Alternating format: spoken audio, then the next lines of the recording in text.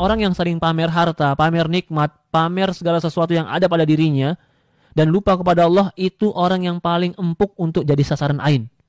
Jika ada orang hasad yang melihatnya, orang iri melihat dan dengki melihatnya, maka akan hancur semua barang dia. Umpamanya dia pamerkan, oh anak dia yang gagah, istri dia yang cantik, dia pamerkan terus. Allah buktikan suatu hari kalau naudzubillah, nasallallahu alaihi wasallam, semoga kita terjaga, kalau datang orang yang hasad, cerai dia dengan istrinya. Begitu juga harta.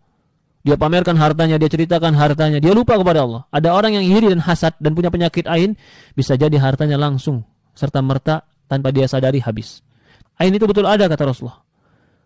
Bahwasannya penyakit ain itu ada, benar. Tapi belum tentu semua orang bisa kena ain. Atau belum tentu semua orang pasti kena ain. Belum tentu. Tapi semua orang yang berbangga-bangga dengan hartanya, dengan kelebihannya, dengan keindahannya, tanpa ingat kepada Allah, itu dia terancam bisa kena ain.